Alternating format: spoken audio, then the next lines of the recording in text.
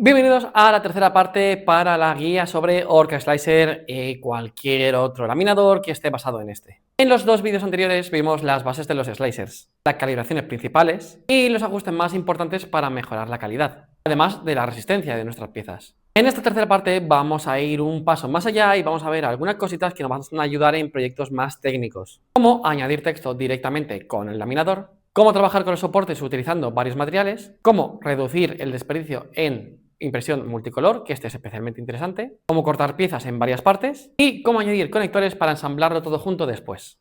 La idea no es saber laminar una pieza, sino de verdad saber llevar a cabo un proyecto más ambicioso. Y todo sin salir desde tu software. Así que vamos a ello y empezamos con el punto 1, que es añadir texto desde el slicer.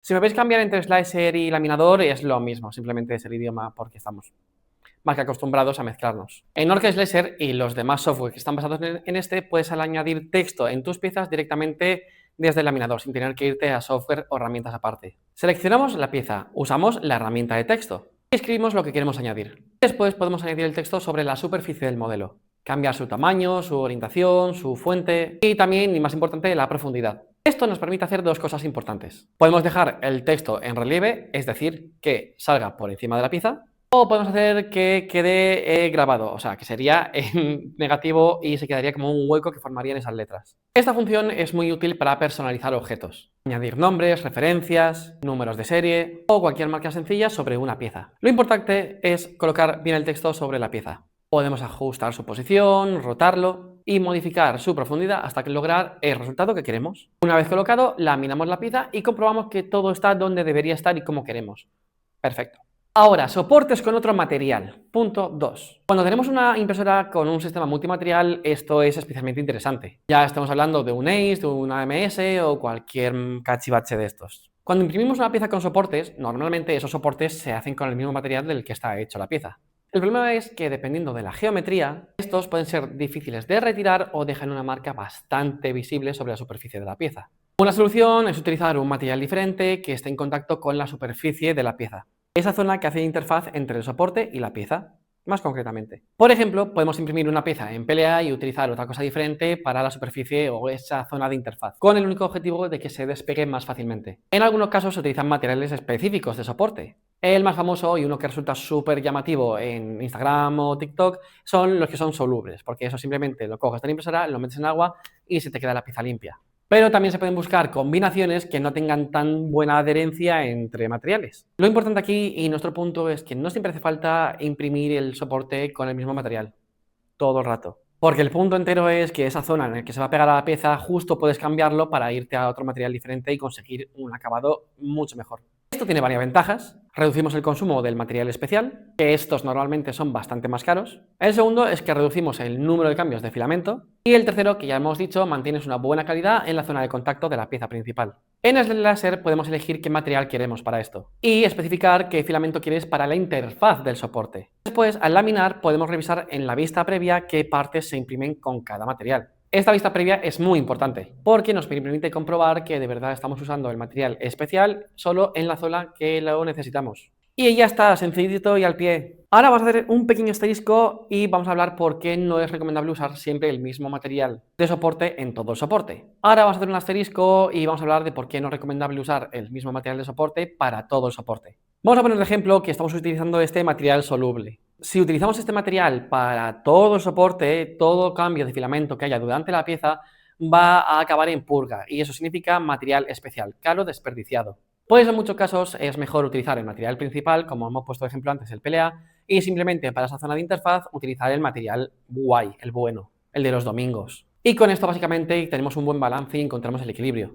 Los soportes se van a retirar mejor, pero no estamos multiplicando exponencialmente ni nada parecido o dramático el número de cambios, ni el tiempo, ni el coste de la pieza.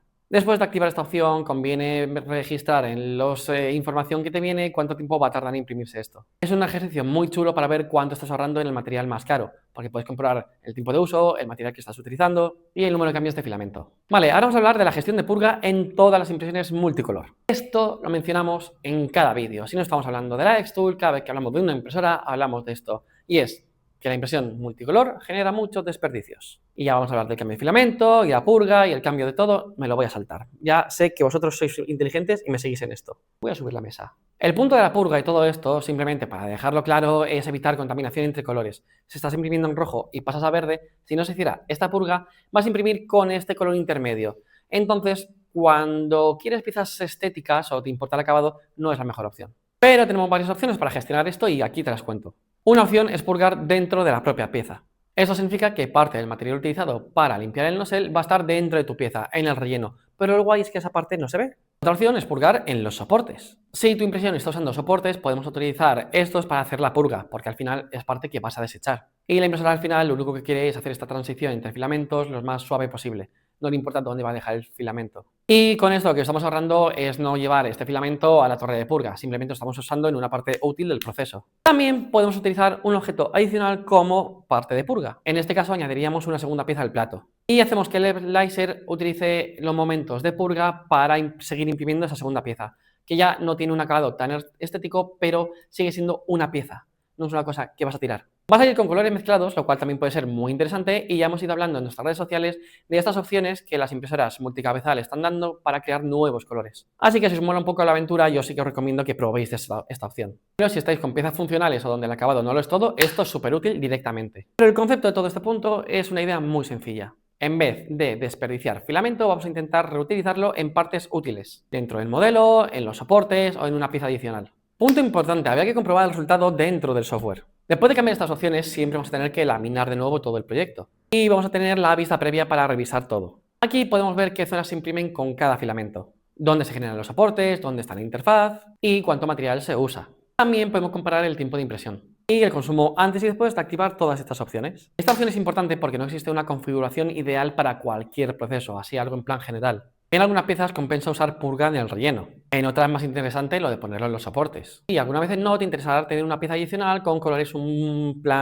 poco alternativos. Lo importante es entender lo que estás haciendo con tu slicer y no activar opciones sin comprobar el resultado. Vale, siguiente. Cortar una pieza en varias partes. Vamos ahora con una de las opciones más útiles para proyectos técnicos, la herramienta de cortes. A veces tenemos una pieza demasiado grande para imprimirla de una sola vez. Si tenéis impresoras estándar a la que pasen de esos 21, 24, 26 a la máxima centímetros cúbicos, ya o tenéis una impresora caracterizada por ser grande o tenéis que partir vuestro modelo. O quizás el modelo sí que quepa en vuestra impresora, pero con esa orientación tan específica en la que solo se podría imprimir en vuestra impresora de esa forma, requiere muchos soportes o requiere muchas complicaciones y requiere muchísima pérdida de tiempo, de dinero, de materiales, de todo.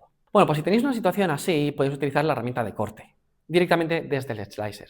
Seleccionamos la pieza y usamos la herramienta de corte. Aparece un plano de corte que podemos mover, rotar y colocar exactamente donde nos interese. Podemos decidir si queremos conservar una sola parte o conservar las dos partes. También podemos separar las piezas resultantes para colocarlas individualmente sobre la cama. Esto nos permite imprimir modelos grandes en varias secciones, mejorar la orientación de cada parte y reducir la necesidad de soportes. Después del corte podemos colocar cada pieza sobre una cama de impresión diferente, de la forma que más nos conviene, de la más óptima, y así podemos tener una vista general de cuál va a ser nuestro proceso. Y después de esto, cuando lo imprimamos todos, lo que nos interesa es ensamblarlo. Y por eso hay que colocar conectores. Y para esto los laminadores nos permiten colocarlos directamente en las zonas de corte, donde hemos tenido acción. Estos conectores son guías para alinear las piezas entre ellas correctamente. Podemos añadir conectores tipo pasador, agujero, encaje, dependiendo de la opción disponible y del tipo de unión que queramos hacer. También podemos modificar su tamaño, su posición y su profundidad. Esto es especialmente útil para piezas, para figuras grandes, prototipos o cualquier otro modelo que no se pueda imprimir fácilmente de golpe.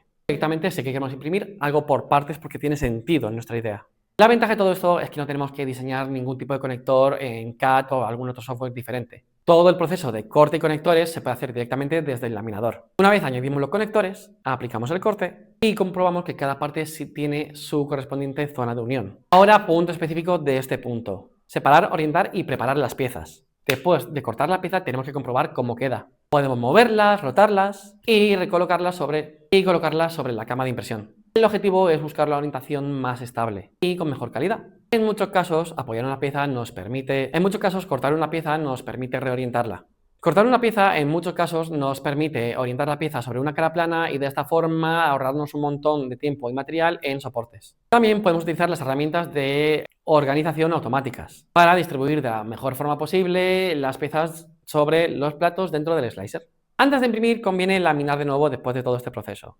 Es más, no es voluntario. Y revisar por capa que todo esté correcto, que los conectores se imprimen bien, que las piezas están correctamente colocadas y que no va a haber zonas problemáticas. Vale, y ahora un truco muy guay para todos los que vais a imprimir un montón de cosas y necesitáis un orden correcto, que es numerar y marcar las piezas. Cuando tenemos varias piezas cortadas puede ser muy útil numerarlas. Añadir números, marcas, letras, cualquier cosa que nos indique o que nos aclare qué parte del proyecto es esa pieza concreta. Para eso podemos simplemente utilizar otra vez la herramienta de texto. Añadimos un 1 sobre una de las partes y lo colocamos en una zona visible pero que no afecta al ensamblaje. Normalmente lo dejaríamos grabado, o sea, que va hacia abajo, para que aunque sea un ligero relieve no moleste del todo a la hora de ensamblarlo. Es súper útil cuando tienes muchas piezas. O cuando es fácil que se confundan algunas piezas o la persona que la vaya a ensamblar no sea la misma que lo está cortando y no tenga esa vista tan general, tan clara. Este proceso simplemente se repite con el símbolo o con la numerología que tú quieras y con todas las partes. Y básicamente lo que estás haciendo tú es esta terminología que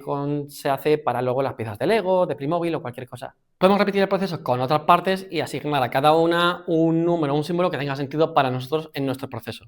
Así después de imprimir simplemente tienes que empezar a poner todo junto, no tienes que liarte con dónde va qué y pásame las instrucciones. Hasta aquí. Y como hemos visto después de estos 3 vídeos, Orca Slicer nos sirve solamente para imprimir cosas. Nos permite hacer un montón de modificaciones, un montón de tests, conocer más nuestro proyecto, conocer más nuestra impresora y hacer que todo funcione mejor. Y con esta información tú mejoras como creador, como maker y a partir de ahí eres mucho más capaz de llevar proyectos más ambiciosos a mejor puerto. Así que si te ha quedado alguna duda o quieres saber algo más sobre el Slicer o consejos técnicos, simplemente déjanoslo en los comentarios. Y antes de irme, solo recordar que en Polyfab 3D somos expertos en impresión 3D y todo el proceso de fabricación digital. Así que si tienes alguna duda sobre qué producto elegir, sobre qué máquina, sobre qué material, simplemente nos puedes escribir a este correo o llamarnos a este número y estaremos más que encantados de ayudarte con cualquier cosa. Así que, ¿qué más? ¿Qué más? Pues nada más. Yo soy José de Polyfab 3D, nos vemos.